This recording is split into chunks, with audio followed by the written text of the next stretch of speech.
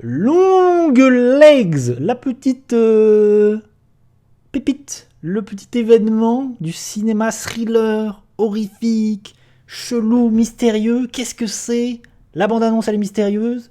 Le film, il arrive avec une aura incroyable parce qu'il y a eu des critiques mirobolantes. Les gens outre-Atlantique ont trouvé ça fabuleux. Entre-temps, j'ai vu des critiques négatives. Voilà, ça a créé une... Il y a des gens qui sont mi-figue, mi-raisin. Il y a une bataille. Et du coup, je savais plus sur quel pied danser. J'étais là, Long Legs, c'est bien ou c'est pas bien? Et moi, j'étais très curieux parce que j'ai vu la bande-annonce quelques fois dans mon cinéma. Et le marketing, on va revenir sur le marketing. Le marketing, il est assez exemplaire. Et il a hyper bien marché sur le film parce qu'il est très mystérieux. Il en montre rien. Ils ont montré très très très peu de choses. Et la bande-annonce, on va voir, je vais diffuser un petit peu. Il y a Nicolas Cage. Effectivement. C'est aussi pour ça que ça a beaucoup fait parler. Il y a Nicolas Cage. Et en fait, toute la promotion, elle a joué sur le fait qu'on le voit jamais. Dans les bandes annonces, dans les images. Ils ont rien montré. Parce qu'en fait, son apparence est étonnante. Et marquante dans le film. Donc je pense que c'est bien. Je disais donc que la bande annonce, ça montre rien. Et ça, c'est cool. Parce que moi, au regard de la bande annonce, je comprenais. Tu sais pas de quoi ça parle. Tu sais pas qu'est-ce que c'est le film. Est-ce que c'est un film d'horreur? C'est un thriller? Le film en dévoile rien du tout. Enfin, la bande annonce dévoile rien du tout. Donc vraiment, ça a attisé ma curiosité. Et je trouve que là-dessus, ils ont été très malins de garder le mystère. Parce que j'en ai marre des bandes annonces qui aujourd'hui dévoilent tout, montrent tout. Vraiment, je suis allé voir le film, j'avais vu la bande annonce, je savais pas de quoi ça parlait. Je savais pas qu'est-ce que c'était exactement. Franchement, je savais rien. Et c'est tant mieux. Donc je vais essayer de pas trop en dire. Et on voit pas du tout. Du coup, oui, il y a Nicolas Cage dans le film. Je dis pas qui c'est, pourquoi, ni comment. En tout cas, il a un petit rôle. On le voit pas beaucoup, mais c'est assez marquant. Toutes ses interventions sont assez marquantes. Et s'il y a bien un point positif dans le film, c'est lui. Il est génial dans le film. Il est super et ça fait plaisir de voir Nicolas Cage s'amuser. Je crois qu'il est producteur en plus du film. Donc vraiment, ça fait. Ces dernières années, je le vois dans des films où vraiment il tourne beaucoup. Mais je sens qu'il s'amuse. Il a tourné dans un film un peu nul où il joue Dracula. C'est le meilleur dans le film, quoi. C'est vraiment le point positif du film. C'était lui dans le film où il jouait Dracula. C'était vraiment, il était génial. Et ça fait plaisir de le voir s'amuser, de tenter des trucs. Franchement, c'est très cool. Qu'est-ce que c'est que Long Legs, sans trop en dévoiler, Est-ce que j'ai aimé... Oui, déjà, brièvement, où est-ce que je me situe? J'ai mis 3 sur 5. Donc j'ai trouvé ça très cool. Mais je suis pas hyper emballé comme certains, parce qu'il y a des gens vraiment qui j'ai vu être très très emballés, comme quoi c'était chef-d'œuvre, le film qui fait le plus peur de cette année, de la décennie, c'est mieux que Hérédité. Bon, il y a des gens qui se sont engouffrés dans une brèche, ils se sont dit, c'est la 8ème merveille du monde. Non, j'ai trouvé ça sympathique, sans plus. Mais il y a vraiment des qualités. Et je n'irai pas jusqu'à dire que c'est une arnaque, parce que pareil, j'ai vu des gens dire que c'était une arnaque, c'est pas possible, le marketing, ils en ont fait des cases, nanani, nanana, en fait c'est de la merde. Non, je suis en fait dans un entre-deux. J'ai su rester la tête froide, mais je suis un peu mi-figue, mi-raisin, même si je penche vers le positif.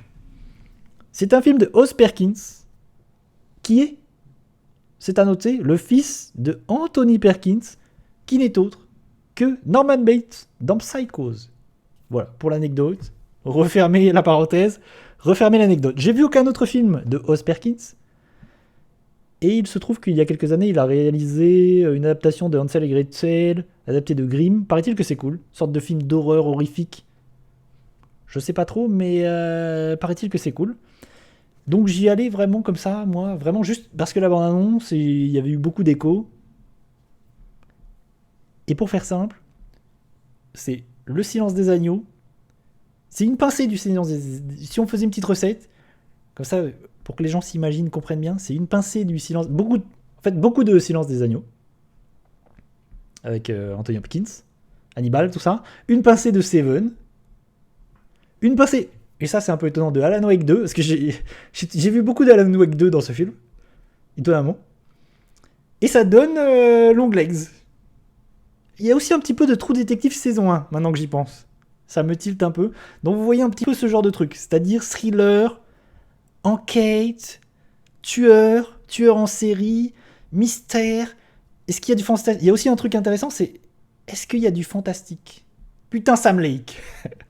Est-ce qu'il y a quelque chose de fantastique? Parce que tu vois, par exemple, cette image, on va le voir dans le trailer. Je dis ça alors que vous voyez pas l'image. Cette image avec le tableau, bah, c'est un truc qui est aussi dans Alan Wake 2. Où vraiment, c'est l'enquête, essayer de comprendre, déchiffrer les mystères. Voilà. Parce qu'il y a un truc vraiment d'enquête dans le jeu où tu suis des agents du FBI, une en particulier, qui va essayer de démêler le pourquoi du comment d'une série de meurtres. Je vais mettre les petites images. Et je crois que c'est la bande-annonce qui en montre rien. Donc je crois qu'on voit pas Nicolas Cage.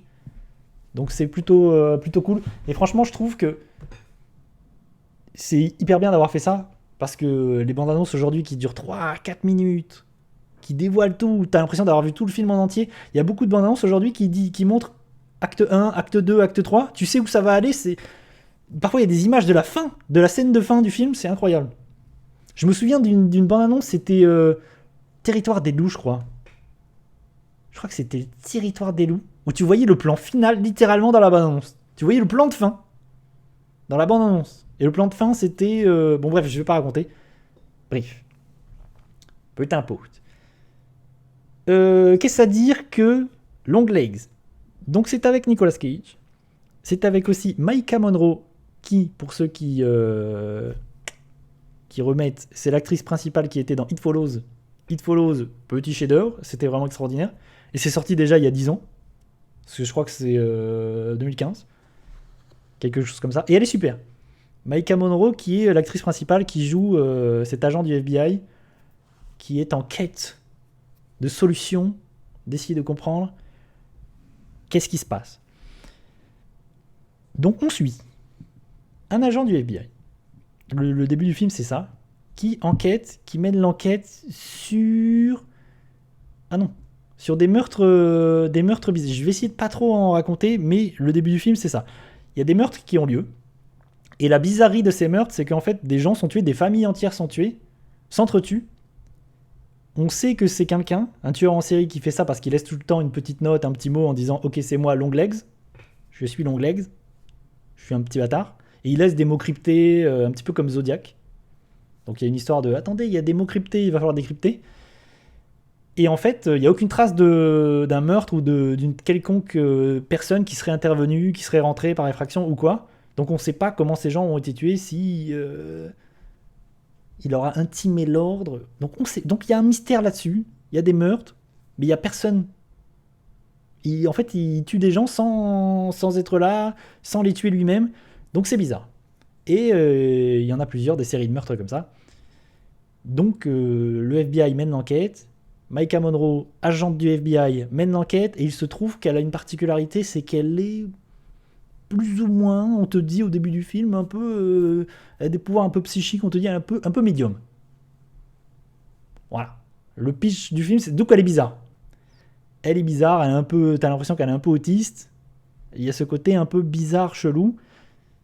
Et elle a un petit peu des dons de divination, comme ça, c'est pas très clair. Bon, ça va un peu nulle part, cette histoire de je suis médium. Mais le fait, la chose intéressante et intrigante, je trouve, c'est que tu sais jamais vers où va le film, et le film est assez ambigu sur le côté est-ce que je suis un film fantastique, est-ce que je suis pas un film fantastique. Et ça, c'est un peu cool, intéressant au début, parce que tu te dis, attends, quoi ? Le FBI, il me dit, la meuf, elle est médium, je vais utiliser les pouvoirs médium. Quoi ? Et du coup, c'est bizarre, parce que t'as un truc étrange. Ce FBI, il est bizarre, ces agents sont bizarres. Il y a une ambiance un peu chelou, tu te dis, wow, t'as l'impression d'être dans un monde parallèle, où tout est un peu étrange, et c'est ça qui marche, je trouve, dans le film. Pour moi, c'est ça le point fort et le point positif, c'est ce qu'il arrive à créer en fait en termes d'ambiance, où il arrive à projeter le spectateur. Vraiment, c'est ça qui m'a plu la première heure, parce que le film il est vraiment coupé en deux parties. Et la première heure, elle est top. Vraiment, moi, la première heure, j'étais hyper impliqué. Je trouvais ça chouette. Je me dis, il y a plein de bonnes idées, ce côté fantastique, où je sais pas si c'est vraiment fantastique ou si ces gens sont tarés. Cette ambiance qu'il arrive à créer, à générer ce malaise, parce que vraiment il y a un malaise, des apparitions très très rares de l'antagoniste, de Nicolas Cage, ça marche de ouf. Tout ça est hyper bien, je me dis waouh, la lumière, c'est beau tout le temps, c'est de la mise en scène et tout, je me dis waouh, vraiment c'est hyper bien. Pendant 1 heure, je suis vraiment le début. Genre les 10 premières minutes du film, j'étais là, waouh, c'est vraiment bien. C'est chouette, il arrive à distiller une ambiance de malaise. T'es comme ça, chelou, ténébreuse, tu sais pas trop. Je dis ça, mais il y a quand même un truc qui me chafouine un petit peu. C'est quoi, il arrive à créer une vraie ambiance, mais je trouve qu'il va pas assez loin et que c'est trop propre tout le temps. Ça, c'est un truc qui m'a un peu chagriné jusqu'à la fin, c'est que le film, il a trop envie de faire des belles images et de faire de la belle mise en scène et tout, et qu'en fait, il y a un truc qui coince où c'est trop propre tout le temps et ça devrait être un peu plus sale, quoi. Il devrait aller un peu plus dans le côté lugubre, glauque et tout. Ça manque de ça. Tu sens qu'il veut aller là-dedans, mais en fait, le côté hyper propre et clean, c'est à contresens de ce qu'il essaie de distiller, donc c'est un peu dommage. C'est pour ça que je trouve ça cool, mais pas extraordinaire non plus. Il y a des moments donnés où je me suis dit, ah, c'est dommage, il aurait pu aller plus loin, dans le glauque, dans l'horreur, dans la bizarrerie. Et du coup, le vrai problème, je disais, il y a 2 parties. Première partie, moi j'étais assez emballé. Deuxième partie, je trouve que ça se casse un peu la gueule. Je trouve le film, il retombe un petit peu à plat, il tombe un peu à l'eau à la fin. Mais après, ça, je pense que ça va dépendre vraiment de la perception des joueurs, j'allais dire. Des spectateurs. Et de. Vraiment, ça va dépendre de la sensibilité, des goûts des spectateurs, quoi, vraiment. Parce que moi, la deuxième partie, elle m'a vraiment déçu. Là où ça va, la résolution de cette enquête, du pourquoi, du comment, ce tueur, machin, des liens avec le personnage principal, parce qu'évidemment, elle aussi, elle est dans ce tourbillon. Elle est le centre de tout ça, en fait. Ça, c'est pas un spoil, mais tu comprends tout de suite. Je trouve que vraiment, j'étais assez déçu, et plus j'y réfléchis, plus je me dis, c'est dommage. Et en plus, le film, il fait un truc qui, je trouve, encore une fois, est dommage et un truc un peu maladroit, c'est qu'il explique un peu trop tout à la fin. Franchement, il y a une séquence à un moment donné, explicative. Allez, je vais t'expliquer. Et cette explication, elle est un peu nulle, un peu décevante, et c'est un peu dommage comment il arrive à faire un truc. Ça, je trouve ça dommage. Je trouve qu'à ce moment-là, le film, il se pète la gueule. Et c'est très très très dommage parce qu'il y a plein de trucs cool. Vraiment, ce personnage principal intriguant. Nicolas Cage, intriguant. Il y a vraiment des scènes, il y a des moments comme ça de stupéfaction. Il y a des moments un peu de stupéfaction qui fonctionnent de ouf. Des moments d'angoisse. Vraiment avec ce personnage où tu sens que la mise en scène, vraiment, la scène d'intro par exemple qui dure 2-3 minutes, très cool. Elle te met direct dans l'ambiance. Tu te dis, waouh, ce monde est chelou. Tout ça est très chelou. Mais c'est pour ça que. Mais en définitive, voilà quoi. Je suis mi-figue, mi-raisin. J'ai mis 3 parce que je trouve qu'en fait, il y a vraiment des très belles qualités dans le film. Mais il y a d'autres trucs qui sont dommages. Par exemple, ce truc, je dis, elle est médium. En fait, ça va nulle part. Ça, c'est un truc. Ça t'est lâché comme ça au début. Ça fait partie de la bizarrerie. Et ça va nulle part. Vraiment, c'est assez dommage. Des fois, il y a des pistes. Autre chose, il y a des personnages secondaires, c'est pareil, les personnages secondaires sont pas du tout développés, voire sont très mal développés. Par exemple, il y a son chef qui devient son collègue, enfin son binôme à un moment donné. Bon, lui, il est nul à chier ce perso.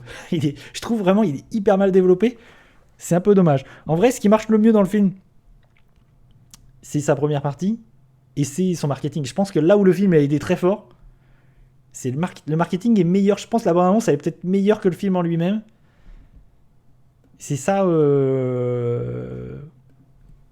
qui est dommage aussi. C'est que, ok, la bande-annonce, elle est super. Le marketing, il a été très très fort parce qu'il a montré très peu de choses. En fait, ils ont réussi à créer un mystère. Par exemple, les affiches, elles sont hyper bien. L'affiche, là, elle est super. Cette affiche, elle est géniale. Il y a plein d'affiches comme ça qui sont. Parce que vraiment, elle crée du mystère. Tu te dis, qu'est-ce qui se passe? Le hors-champ, qu'est-ce que c'est le hors-champ? Qu'est-ce qu'elle regarde? Quand on découvre dans le film ce qu'elle voit, bon, c'est un peu décevant. Tant vous le dire tout de suite, moi j'ai trouvé ça un peu décevant. Mais là-dessus, je trouve qu'ils ont. Je crois qu'en plus le film il a coûté très peu cher. Et que là il fonctionne de ouf sur ce côté marketing, cette promo. En plus il y a vraiment des critiques très positives. Il y a des gens qui ont vraiment trouvé ça extraordinaire. En définitive, moi, je suis plutôt sur la réserve. Mais j'ai trouvé ça bien. Vraiment, je le conseille. Je trouve ça fait partie de ces. Je dirais pas que c'est un film d'horreur. Parce qu'au final, il n'y a pas tant d'horreur, de choses horrifiques, de choses violentes et gore. Mais c'est vraiment un thriller horrifique, j'ai envie de dire. Voilà. Et je conseille, allez-y. Et puis en plus, on voit pas tant de films comme ça d'enquête, thriller, à la Seven, ce genre de choses. Il y en a pas tant que ça. Donc il y a une chose que j'ai pas dite, c'est que ça m'a fait penser à un autre film que j'ai vu cette année, qui est en plus un film français, qui s'appelle Le Mangeur d'âme, je crois. Oui, c'est ça, J'en ai pas parlé parce que le film est pas très intéressant, j'ai trouvé ça un peu claqué. Mais Le Mangeur d'âme, c'est un film français thriller pareil. Et il y a une idée similaire. En fait, il y a une idée sur le meurtrier et la façon dont les meurtres sont commis, nanani, et très similaire. En fait, c'est la même chose, mais avec un dénouement différent. En fait, le film va dans autre chose. Les deux films racontent quelque chose de similaire, mais sous deux angles différents. C'est un peu intéressant. Si ce genre de thriller, enquête comme ça, à base de tueurs en série vous intéresse, Le Mangeur d'âme, ça peut vous plaire. Moi, j'ai trouvé ça pas folichon. C'est intéressant, mais pas dingue. Je préfère Long Legs pour le coup. Le Mangeur d'âme, ça peut vous plaire.